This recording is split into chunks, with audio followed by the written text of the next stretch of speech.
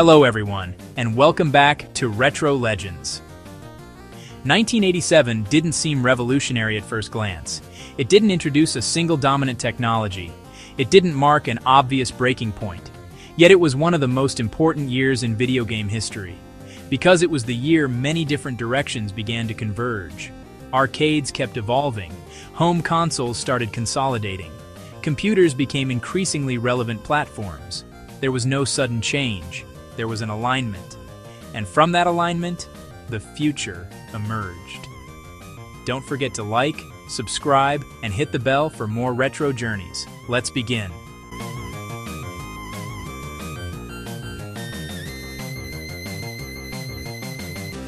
In 1987, the game industry was in a middle phase. The major imbalances of the early decade had largely been absorbed, yet a single global model hadn't formed. The sector no longer operated in widespread instability, but it also wasn't fully consolidated. In the United States, rebuilding the console market relied on tighter control of production and distribution. The Nintendo Entertainment System didn't just spread new titles, it introduced a regulated system where the number of released games and perceived quality were directly managed. This reduced the fragmentation of prior years and helped restore confidence in home products.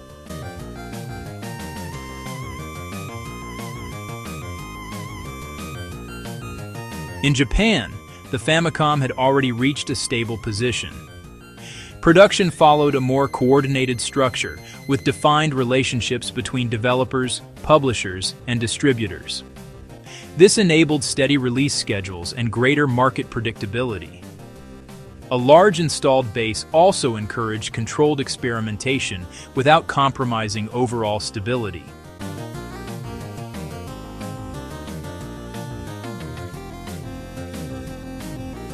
Arcades retained a distinct role. They were not merely an extension of the home market, but a space for technical development. Innovations in sprite handling, animation smoothness, and input responsiveness often started in arcades, where hardware and economic constraints differed. Once proven, these solutions were adapted to home platforms with the necessary adjustments.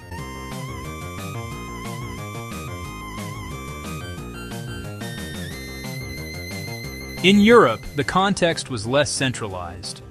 Home computers remained the primary platform, with output spread across many developers and publishers.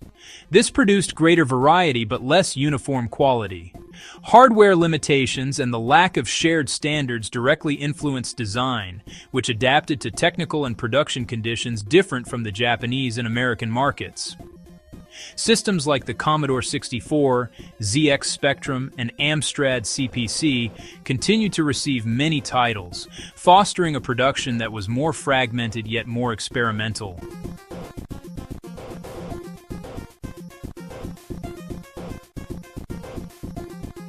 In 1987, arcades didn't chase a technological break. They refined existing solutions. Hardware platforms didn't change radically, but were used more efficiently. This delivered concrete improvements in animation fluidity, simultaneous sprite management, and input precision, elements that directly shaped how games felt. Attention shifted to execution quality. Animations were made more readable, not just smoother. Character and enemy motion was designed for quick interpretation, reducing ambiguity in interactions. Meanwhile, input responsiveness was optimized to better match action to button presses, essential for short session play.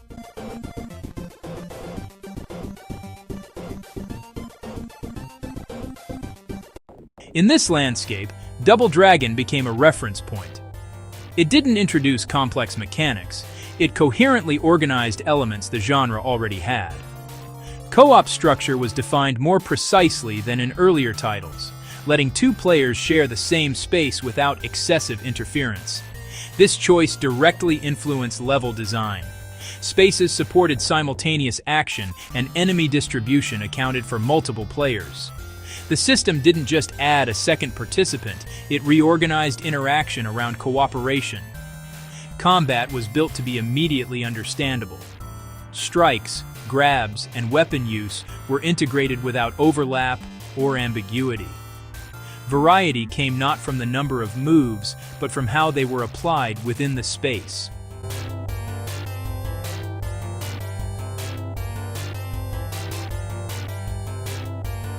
Also in 1987, Shinobi charted a design path distinct from continuous action titles. Its identity wasn't built on constant pressure, but on tighter control of situations. Interaction was guided less by speed and more by reading space and choosing the right moment to act. Managing distance became central. The character's position relative to enemies determined attack effectiveness and the ability to avoid damage.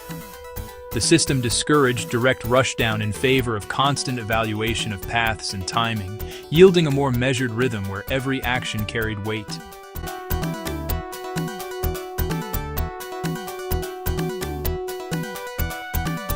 Attacks were meant to be used selectively. You didn't need to strike constantly, you had to choose when to intervene. Secondary tools followed the same logic, demanding mindful resource management. This introduced a strategic component while keeping a simple structure. The overall pace was more controlled than other titles of the period. Sequences were organized into distinct moments, alternating observation and action. This reduced reliance on raw reflexes and emphasized precise decision-making.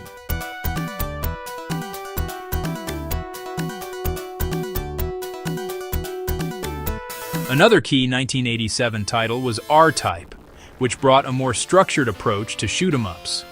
It didn't rely solely on fast reflexes. Its difficulty was built on memorization and prediction. Player movement couldn't be improvised. Each section presented a precise layout of enemies and bullets arranged in repeatable patterns. Observation became an integral part of the experience. Recognize the patterns, understand their sequence, and adapt accordingly. The Force module was central. It wasn't just a power-up, but a strategic tool usable in multiple ways. Docked to the ship or detached, it changed spatial control and enemy interaction, adding a layer beyond simple evasive movement.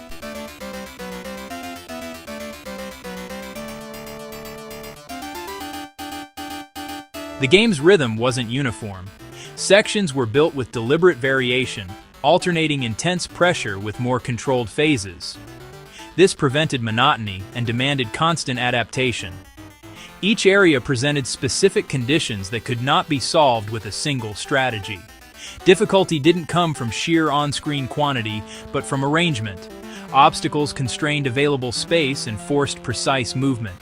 Errors were not punished randomly, but as a consequence of misreading the situation.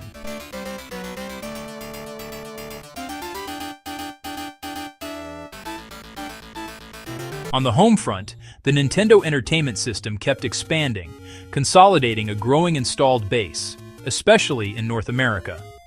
This enabled catalog growth not only in quantity, but in quality, with titles designed to define clearer, recognizable models. Within this context, The Legend of Zelda marked a significant shift. It didn't follow the linear structure typical of many contemporaries. It offered a world organized as open space, where the player could move without a predefined route. Exploration wasn't driven by mandatory sequences, but left to individual initiative. Progress revolved around items. Advancement wasn't based on levels or scores, but on acquiring tools that changed how you interacted with the environment. Each item wasn't just a power boost. It unlocked new ways to reach previously inaccessible areas.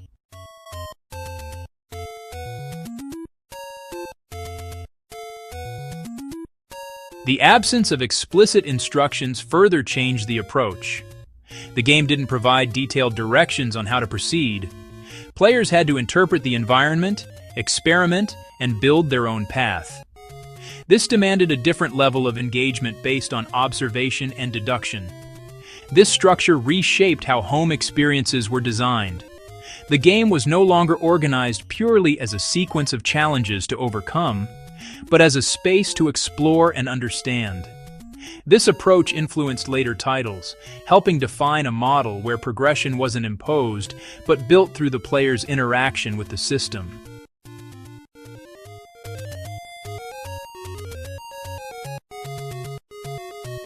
Around the same time, Metroid defined a setup that clearly diverged from more common models. It didn't organize the experience into separate levels, but into a single, continuous environment without obvious breaks. This changed how space was perceived, not traversed as a sequence, but explored as an interconnected system. Isolation was central. The absence of support characters, explicit guidance, or pauses created an experience built on operational solitude. Players weren't given direct instructions. They had to interpret the environment and adapt to its conditions.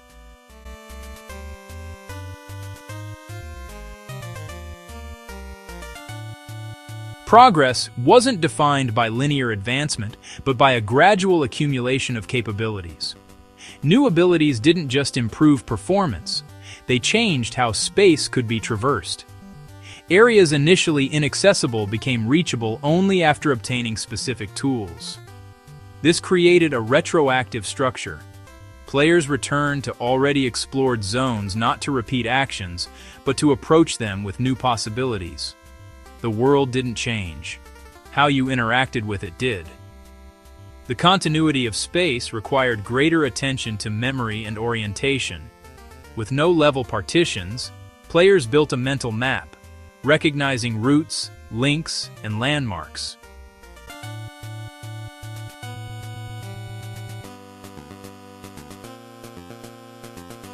In 1987, the market showed concrete growth, especially at home, where a more stable structure began to emerge.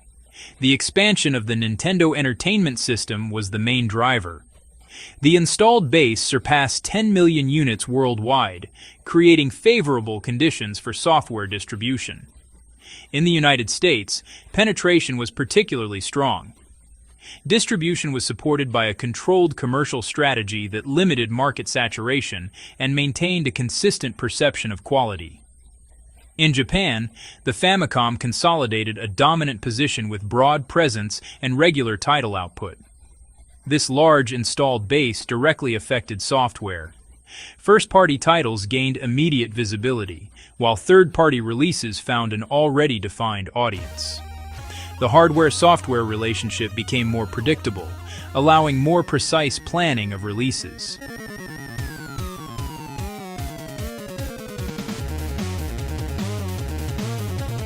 Games like The Legend of Zelda, Metroid, and Punch-Out! Achieved significant reach. It wasn't just high sales, it was a sustained market presence that strengthened the system's identity. These titles weren't isolated cases but parts of a catalog that was beginning to define clearer standards.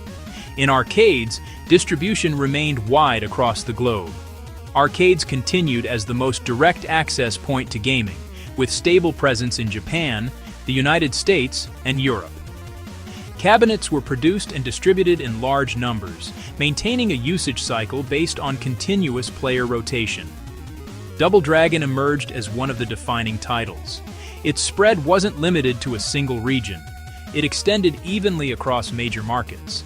Its accessible structure and co-op component eased adoption, making it a constant presence in arcades.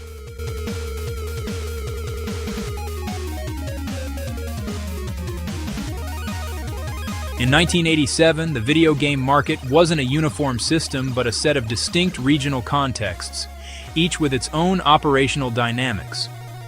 Differences among Japan, the United States, and Europe concerned not only platforms, but also how games were developed, distributed, and consumed.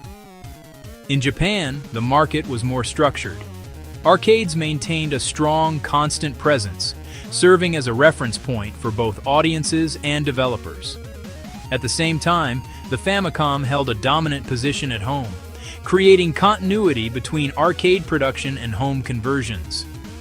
Companies operated within an integrated system where development, publishing, and distribution were coordinated, yielding more stable production and more predictable planning.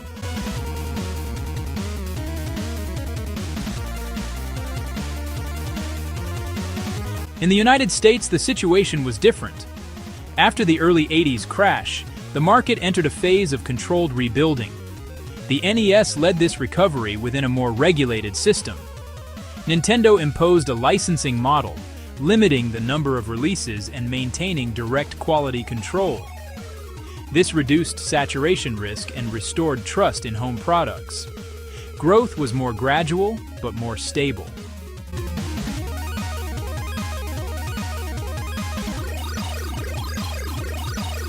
In Europe, the context was less centralized. Home computers remained the main platform, widely spread but fragmented across systems. Production didn't follow uniform standards, and developers often worked with limited resources. This produced greater variety but less homogeneous quality. Distribution wasn't always coordinated, and the market grew more diffusely, without a dominant reference comparable to the Famicom or NES.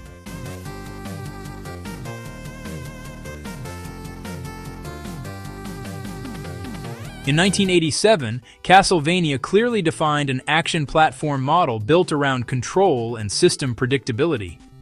The game didn't aim for movement freedom, it set precise rules within which the player had to operate. The jump, locked to a fixed arc, removed the option to adjust mid-air, forcing advanced evaluation of each movement. Attacks followed the same logic. The whip strike wasn't instantaneous or adjustable once executed, demanding accurate timing. Errors were legible and attributable to poor choices rather than imprecise system response. The rigidity wasn't technical limitation, it was intentional design for coherent, controllable interaction. The game demanded constant planning. Players had to assess enemy positions, obstacle distances, and the exact moment to act.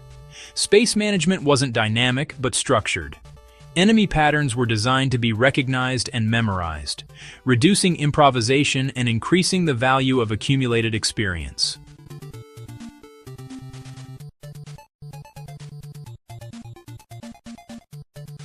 Level design was built around these rules.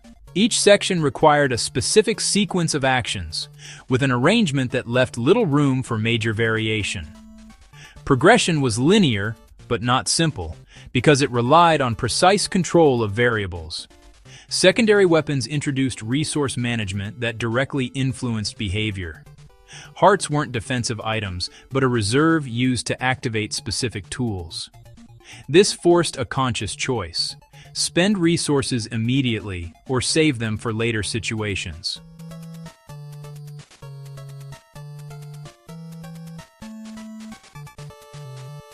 Contra represented the opposite design approach to control and planning. Its identity was built on execution speed and continuous action, eliminating downtime for waiting or setup.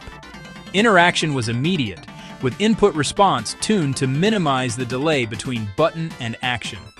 Controls were defined for operational flexibility.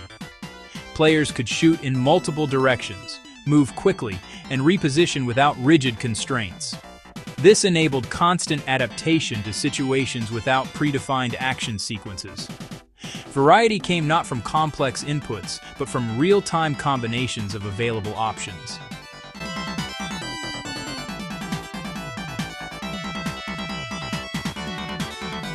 Difficulty was built through on-screen density. Enemies, projectiles, and obstacles were arranged to maintain constant pressure without breaking flow. The game had no structural pauses. Each section led directly into the next, sustaining a high, continuous pace. This approach required constant adaptation. Players couldn't rely solely on memorization. They had to react to evolving situations while handling multiple variables. Spatial reading remained important, but was coupled with continuous movement and reaction. Co-op added another layer of complexity. A second player changed space management, increasing the number of elements to consider. Enemy and bullet paths had to be interpreted relative to two active positions, making overall control harder to maintain.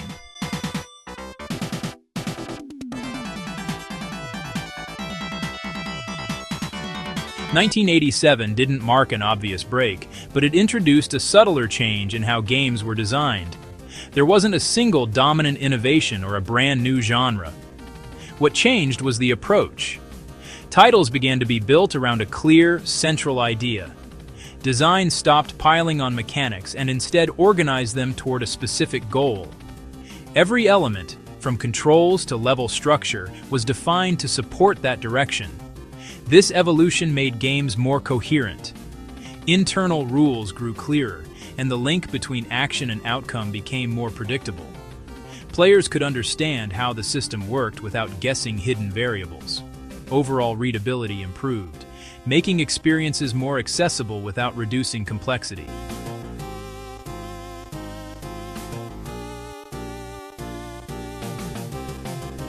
Technology used changed as well. Hardware capabilities were no longer exploited generically, but applied to specific elements. Resources were focused on targeted aspects like animation fluidity, control precision, or spatial management.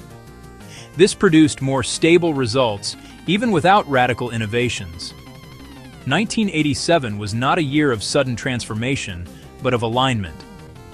Design, technology, and production started to operate under more integrated logic.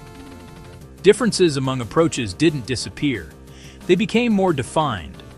The foundations laid in this period influenced the following years not by adding new rules, but by clarifying how to apply them. The change wasn't immediately visible. It appeared in the coherence of outcomes. 1987 wasn't when everything changed. It was when the main elements began working within the same system.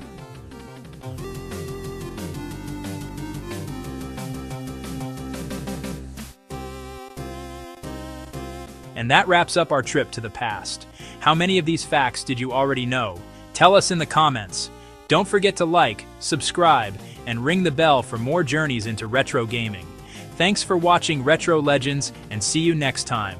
Stay retro, stay legends.